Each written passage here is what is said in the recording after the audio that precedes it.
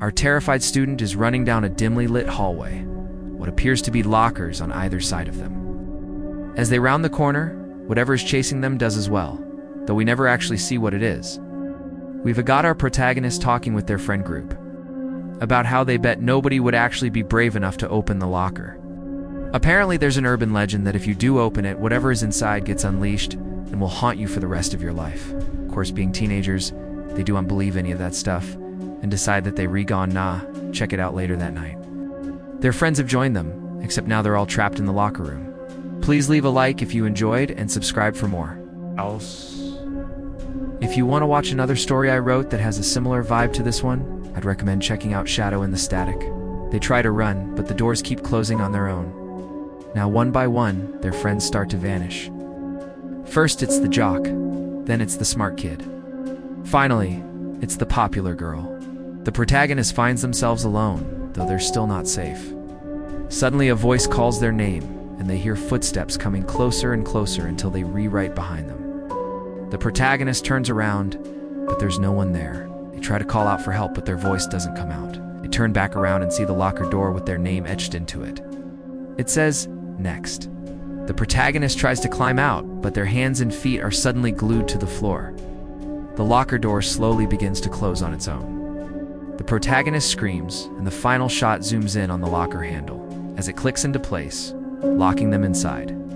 One of the friend group is clearly trying to back out of the dare, but under the pressure of peer group, they all go out together to confront the locker.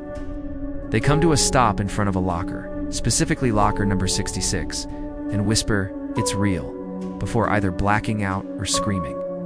We don't know which because the scene cuts. Now we go to a more normal setting, daytime at school. Our protagonist reaches out to turn the handle, but it's no use. It's locked.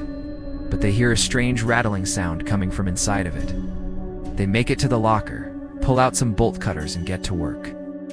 Once open, they look inside and find an old diary. As they pull it out, more stuff comes tumbling out as well, like a broken doll and a bloodied meat cleaver or meat hook. The protagonist holds the diary up and it reads, "Don't open this locker after this time." Then suddenly the lights flash and they're locked in. The protagonist screams and drops the diary, knocking over the shelf above them. The room starts to spin, and the last thing they see is the diary with the pages turning on their own. Before anyone can say anything, the door flies open and slams against the wall. On the inside, they find scribbled warnings on the wall, but they're too afraid to read them. Just then, a janitor or a teacher walks in and tells them to get out of there. But they refuse, saying that they were just trying to open the locker and found it unlocked. The teacher tells them to leave it alone and walks away, leaving them even more determined to open it. Their friend issues them a dare: open it tonight or you're a coward. And so they go home to put the plan in action. We go to a night scene, and our protagonist is making their way through the darkened school. The lights flicker back on, and we see that the protagonist is not alone. And that's the end of Unlock the Locker of Terror.